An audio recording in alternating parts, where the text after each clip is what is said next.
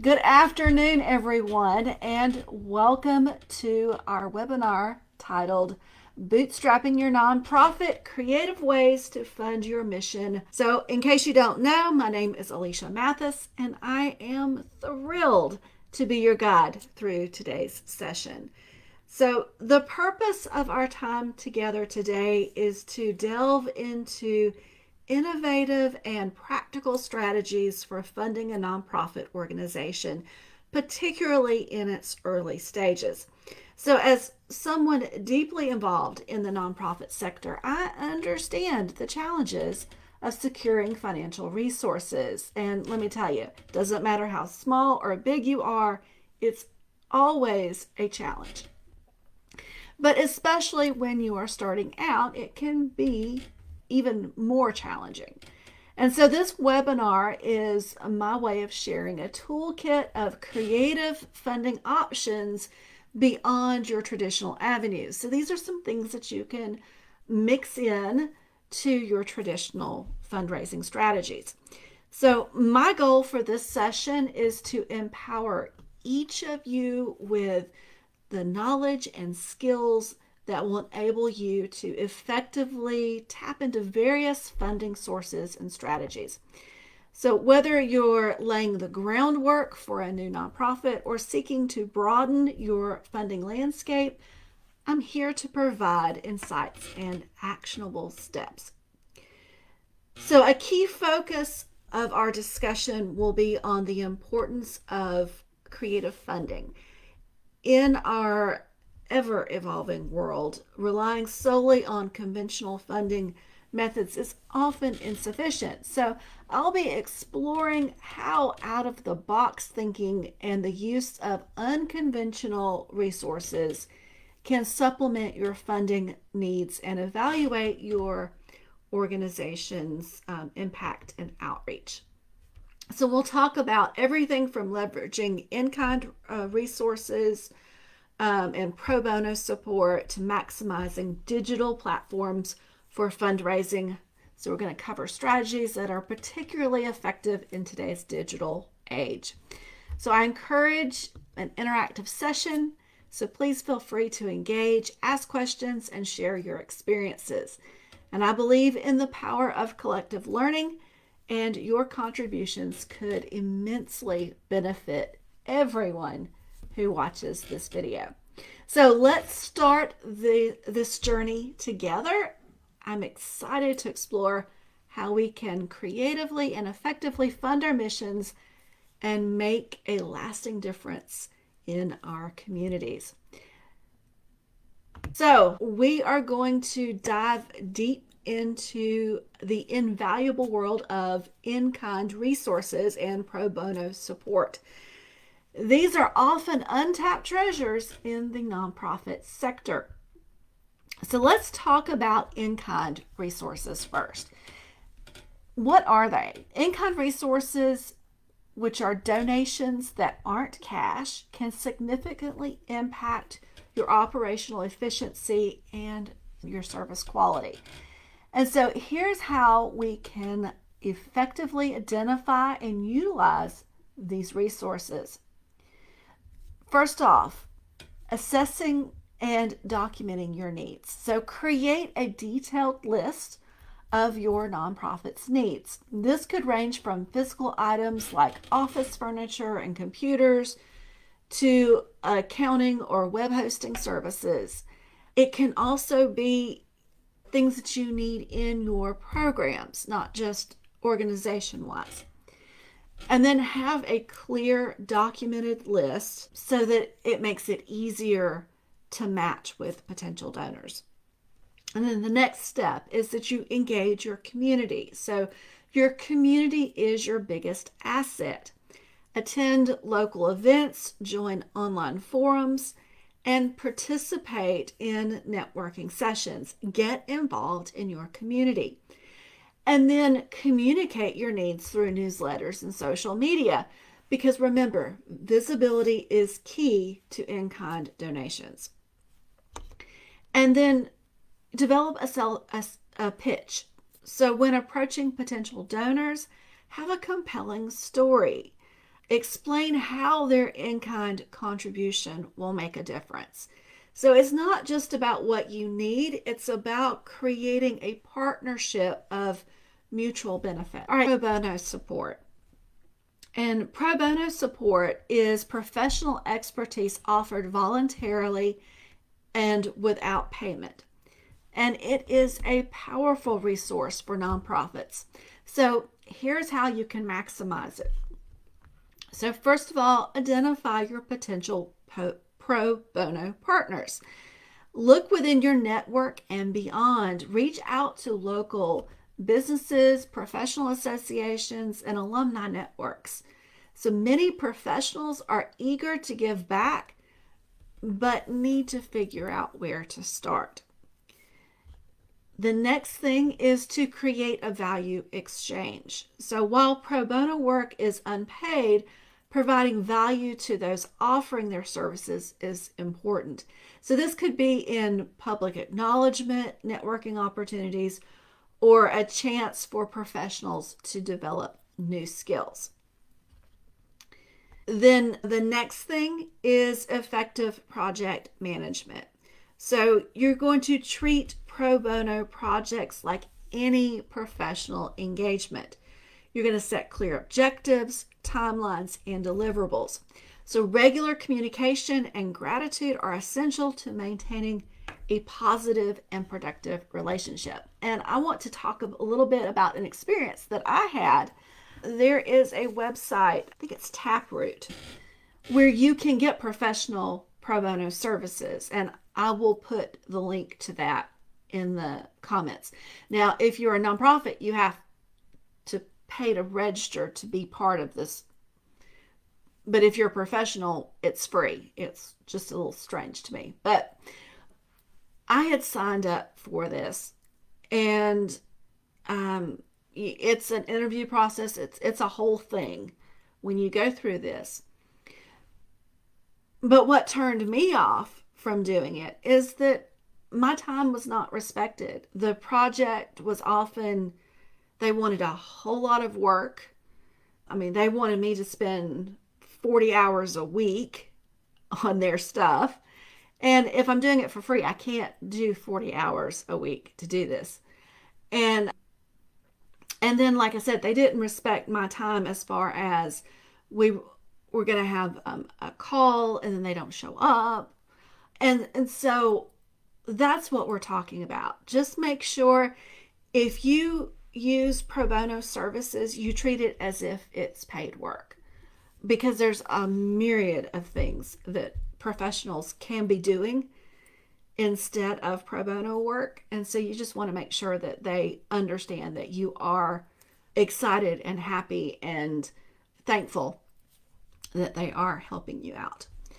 So let's bring this concept to life even further, and let's look at some inspiring case studies. So a small environmental nonprofit needed a website but couldn't afford professional design services.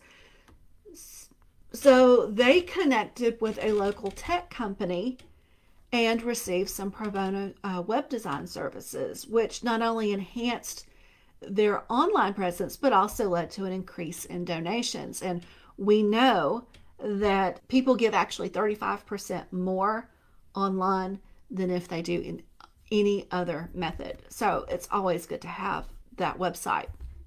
Now, in my area, there is a university that had a senior capstone project in their IT department, which they did.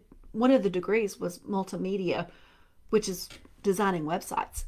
And so if you signed up to be one of their projects, you had a group of students assigned to you. They created your website for free. You had to do a little bit of work, like you had to write recommendation letters for them if they did a good job, and they had permission to use your website as part of their portfolio. But it was a really great win-win situation for both of us. So another case study is there was another organization that focused on youth development, which received in-kind donations of sports equipment from a regional retailer. So this supported their sports programs and fostered a long-term partnership with the retailer. And so these examples show the potential impact of leveraging in-kind and pro bono resources. So with creativity and strategic networking, the possibilities really are endless. Okay, I'm going to check and see if we have any questions. I've got, hi Marilyn and Heaven Green. Hello, how are y'all? It's good to see you here.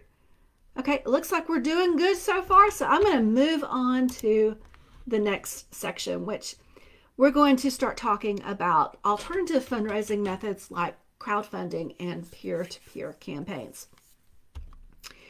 So these approaches have revolutionized how nonprofits engage with donors and raise funds. So let's talk about crowdfunding strategies. So crowdfunding is an online method of fundraising that pools small contributions from a larger number of people. And it's a powerful tool, especially for engaging in broader audiences. So let's talk about how to make the most of it. So first of all, you have to choose the right platform. And so you've got to make sure that you are in alignment with goals and your audience. So different crowdfunding platforms cater to diverse audiences and types of projects. So for instance, GoFundMe is for personal crowdfunding and not necessarily charitable causes. They did have a GoFundMe charity, but they shut that down a few years ago. So GoFundMe is not the best option simply because it does not give you the information that you need to be IRS compliant in donations. So I wouldn't use GoFundMe. But, there's other things like Kickstarter that you might use if you're really, really new. Indiegogo is another crowdfunding platform, and it can offer some flexibility in fundraising models. So you're going to choose a platform that's right for you. But think about this too. It's not just those platforms. Remember, our definition is that it is smaller donations from a broader audience. So something like a $5 Friday on Facebook is a crowdfunding campaign. So just so you understand that it doesn't have to be the traditional or the things that you normally think about as far as crowdfunding. It can be simply your website and your fundraiser or your Facebook page can be your platform. All right, so then the next thing is the user base and visibility. So consider the platform's user base. So a larger, more engaged user base can mean greater visibility for your campaign. Now, this doesn't mean that you won't have to drive traffic to it, because I have yet to find a donor that woke up one morning and said, "Hey, I want to donate today. What does GoFundMe have? Or what does Kickstarter have?" I haven't found that person yet. So just know that you're still going to have to drive traffic to it, which is why sometimes your Facebook page and your website are the best options. Then you're also going to look at the fee structure. So if you decide to go with a platform, make sure that you understand the fees associated with each platform. I think GiveButter is also kind of a crowdfunding platform, but that's one that can have some problems because they charge a platform fee plus a payment processing fee. So you are going to have larger fees. And like GoFundMe, their fees were insane. So make sure you check those fees out and really think that through. Some are going to take a percentage of the funds raised, and others will have payment processing fees. So just make sure that you fully dive into this and think it through before you commit. And then the ease of use.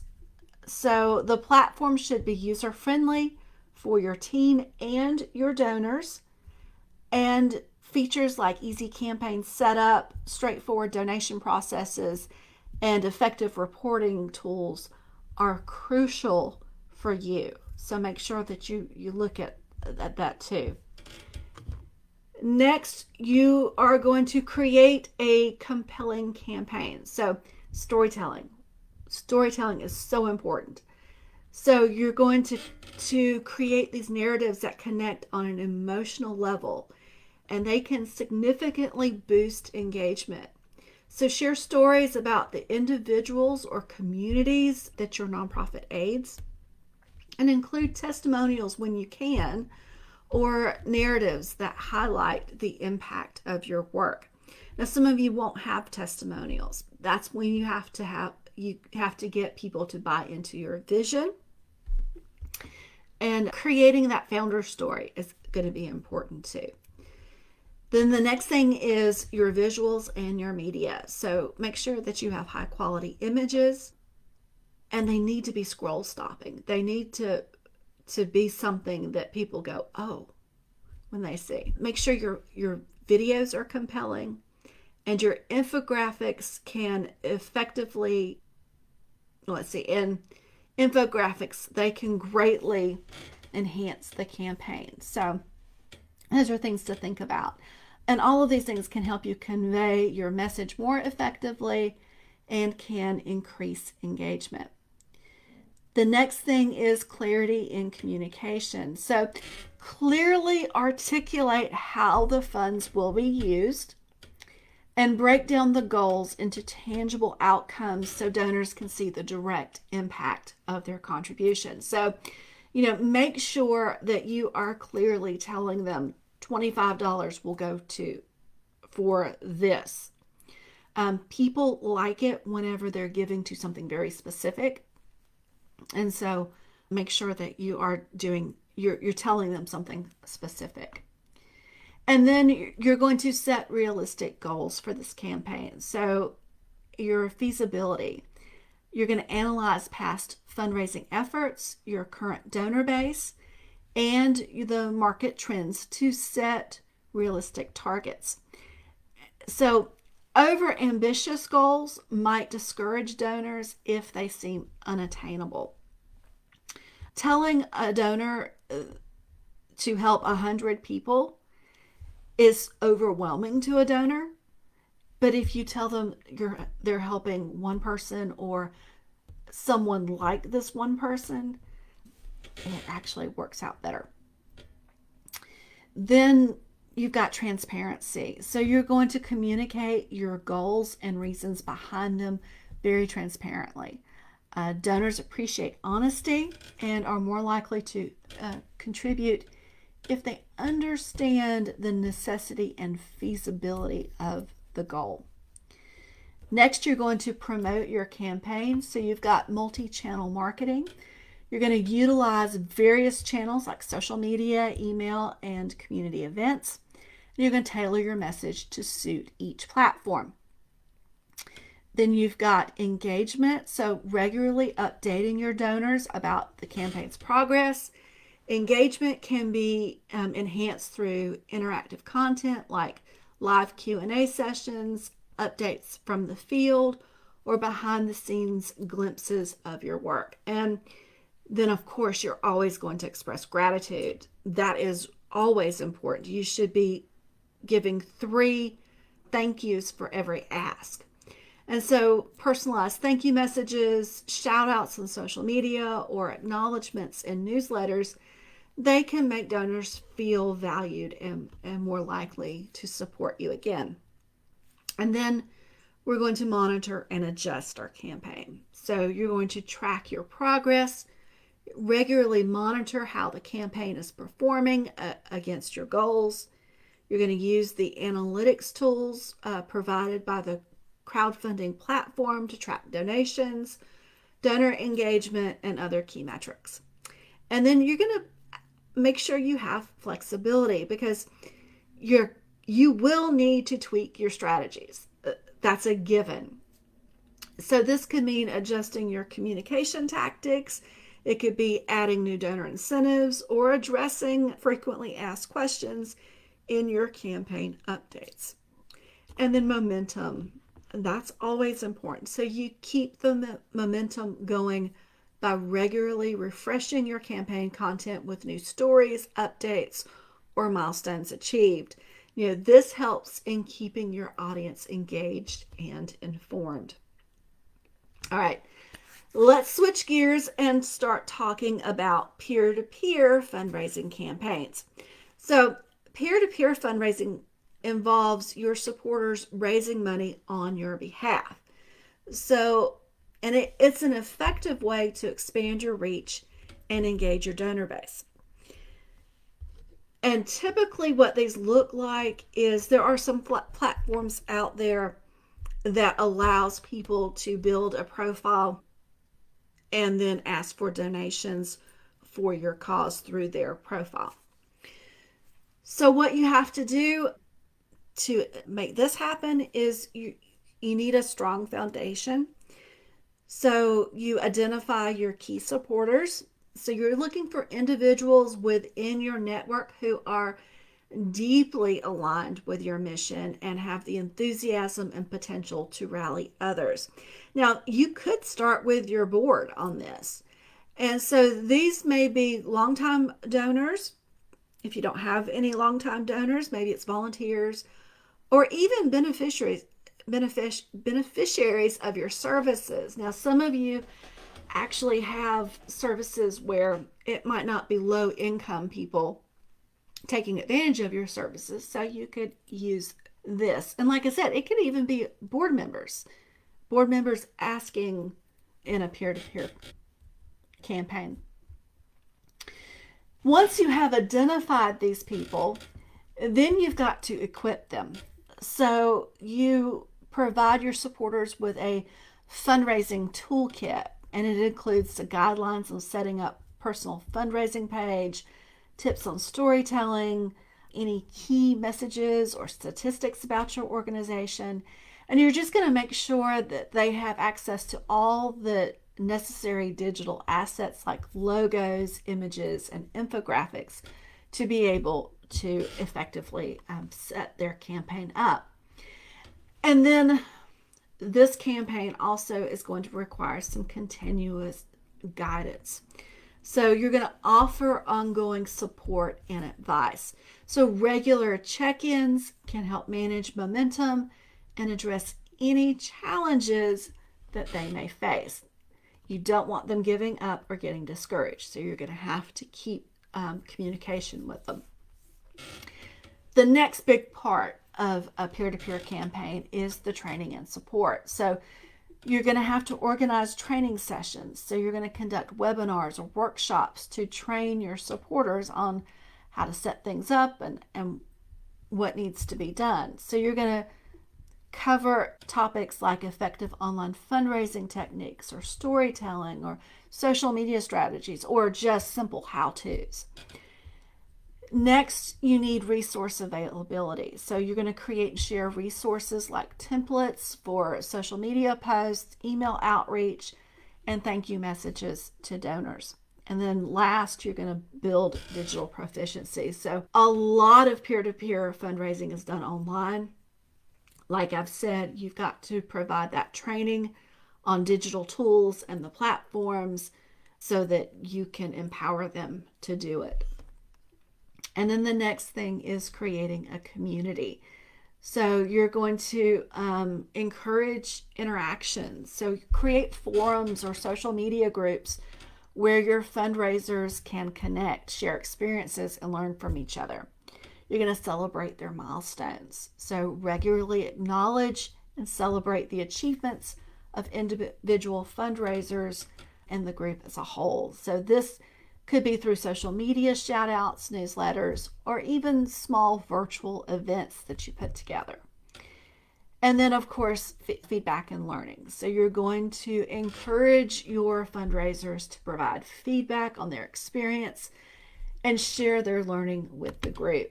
And so this fosters a culture of continuous improvement and collective learning.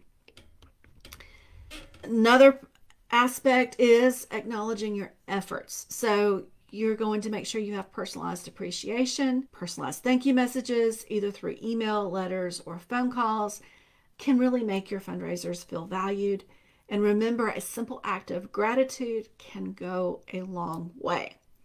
You're going to give them some public recognition. So this might be website, newsletters, social media, platforms, any way you can publicly acknowledge and thank your peer-to-peer fundraisers. And then you might want to consider some tokens of appreciation. So something small to give to them, like certificates, branded merchandise, or even just a thank you video from your team or from a client can really make an impact. And then you're going to measure success. So you're going to track and analyze your data. So you're going to use the tools that you have available to you to track the progress of the campaign. You're going to monitor metrics like total funds raised, number of donors engaged, and social media reach. Then you're going to do regular reviews. So you're going to conduct these regular reviews of the campaigns to understand what strategies are working and where there's room for improvement. This is something that you're going to do on an ongoing basis if you start it. And then, of course, you're looking for continuous improvement. So you're going to refine your strategies by using the insights gained from tracking and reviews.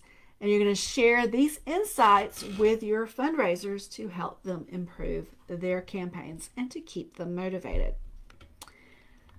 All right, let me check real quick and see if y'all have any questions. Will you send this webinar out? No, this webinar is going to live here in this group. And so you can just come back to it. Whenever we're done, it will be out there in replay. And so you'll just come back here. And yes, this is being recorded, and so you will have access to it further. Okay, let's move on to the next section where we're talking about building strategic partnerships with businesses, organizations, and foundations. And this is really key for a lot of organizations. So these partnerships can provide, critical support and resources for your nonprofit. And so when we're talking about establishing partnerships, here are some steps that we take. So first of all, we identify potential partners. You're going to research and alignment. So begin by thoroughly researching businesses and organizations. You're looking for those whose mission statements, corporate social responsibility initiatives, or community involvement. You're going to consider partners from various sectors. So you're looking at local businesses, larger corporations, other nonprofits, and even academic institutions. And then you're going to create a criteria for selection. So develop criteria for potential partners, considering such factors as their market influence, their reputation, and the likelihood of a long-term partnership. This will help in creating a focused and strategic approach in selecting potential partners. And then the next thing is you're going to make that first contact. And so when you do that, you want to make sure you're personalizing your communication. So when you reach out, tailor your communication to reflect the specific interests and values of the organization. So this could be a well-crafted email, a personalized letter, or even a phone call. But you're going to make sure that you're connecting with them where they are. And then with the initial meeting, you're going you request an initial meeting or conversation to discuss the potential collaboration. You're going to be prepared with background information about your nonprofit and ideas on how the partnership could be mutually beneficial. That is important. If they're going to partner with you, they are going to want to get something out of it too. So make sure that you're thinking on both sides there. Then you're going to develop a value proposition. So you're going to highlight mutual benefits. Clearly articulate the benefits for both of you. So for the partner, this could be enhanced community engagement, positive brand association, employee volunteer opportunities, or just alignment with their corporate responsibility goals. You're going to tailor the offer.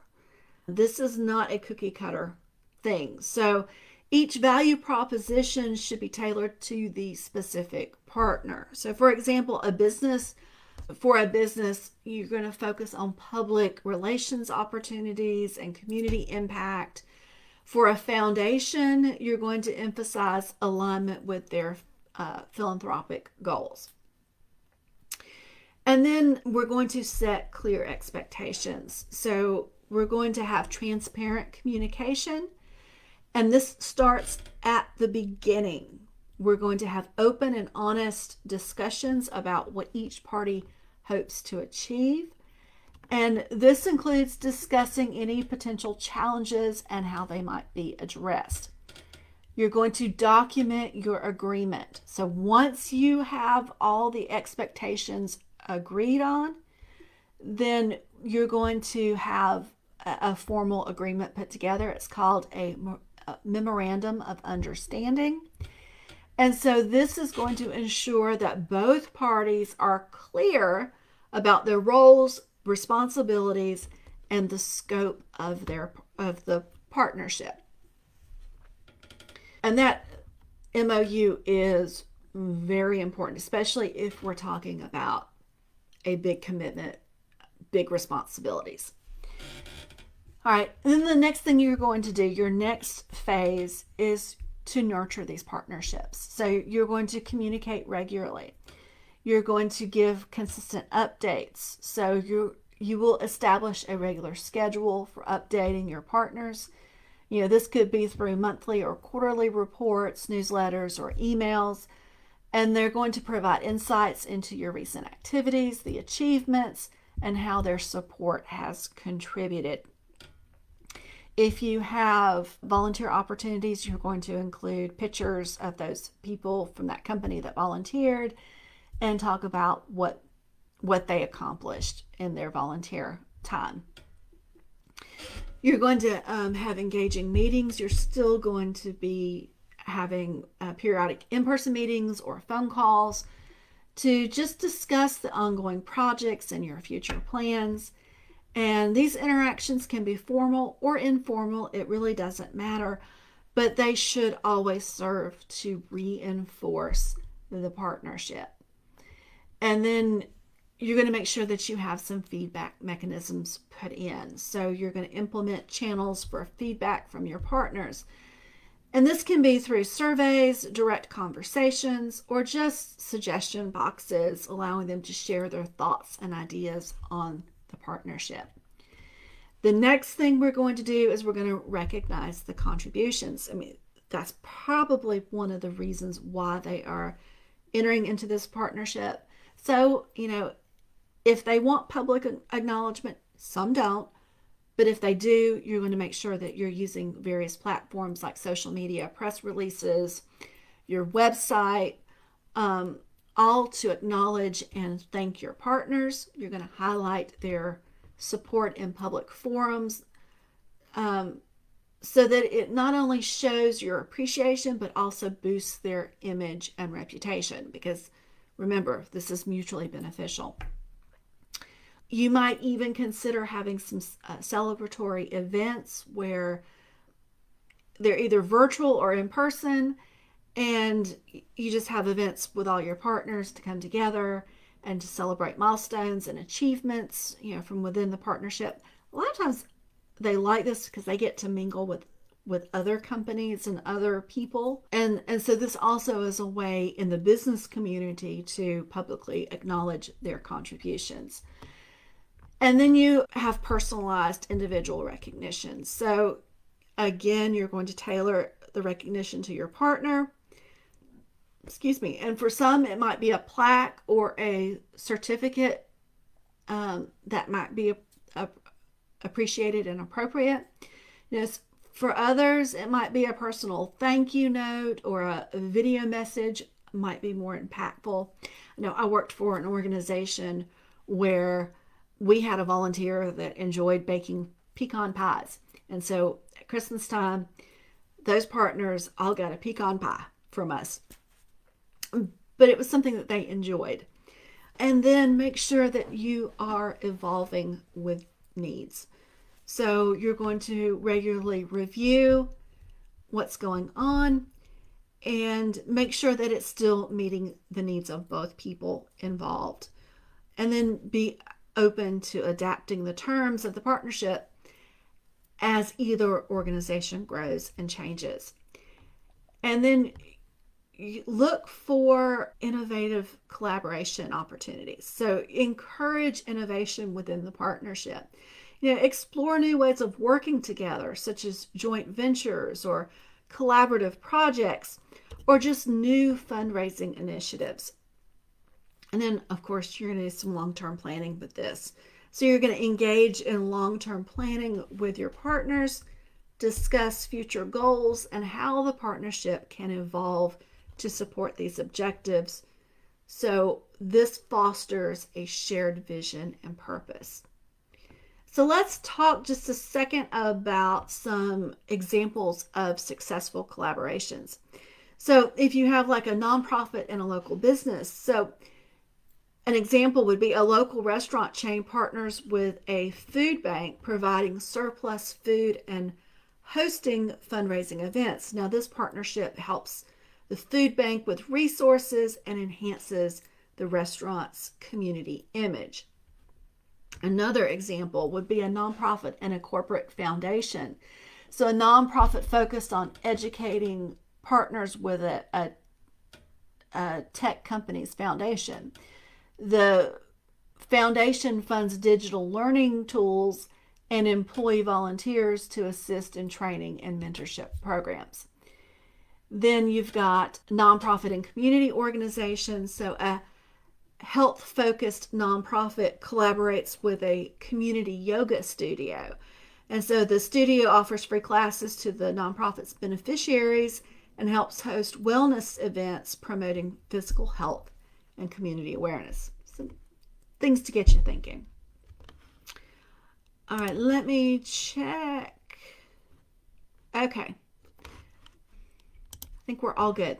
All right, let's move on to our social media and digital marketing for fundraising awareness.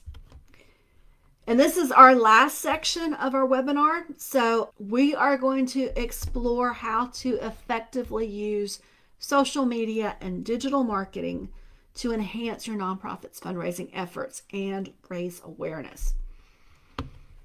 So let's talk about using social media for fundraising. The first thing you've got to do is make sure that you're choosing the right platform.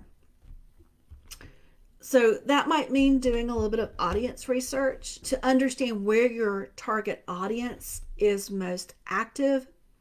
Facebook is great because in general, donors, the age demographic of donors, which is 50 and up, is on Facebook. So you can start there, but you may figure out by talking to people who donate to you and support you that maybe they like Instagram better. If that's the case, go to Instagram. So different age groups and demographics tend to favor different platforms. So an example is younger audiences may be more active on TikTok or Instagram, while a professional audience may be on LinkedIn. Things to think about. And then think about the platform strengths. So, because each platform has unique strengths. Instagram and Pinterest are great for visual storytelling. Pinterest is also a search engine, so you might think about that. X, which is formerly Twitter, quick updates and trends is what they do best. Facebook for its wide reach and community building. And then LinkedIn, of course, is more for professional networking. So then you have consistency across the platforms. So ensure your brand and messaging are all consistent across all the platforms you use. Even if the content is tailored to each platform's strengths, you need to be able to immediately look at whatever profile you've got on whatever platform and say, oh, yes, absolutely. That's the Nonprofit Founders Club. All right, next is engaging content. This is important when you're working on social media. So, storytelling. That is extremely important. You're going to share compelling stories that connect emotionally with your audience. And this can include impact stories, beneficiary journeys, and volunteer experiences. You can also put board stories out there. Why do they serve on your board? That can be a compelling story too. And then you have a variety of formats. You're going to mix your formats up. So you're going to use photos, videos, infographics, links to blog posts. If you do a blog, you may not do a blog. But you're going to mix up, and my favorite is to mix up video, picture, and a conversation starter. All of those will actually help with engagement, which helps with reach.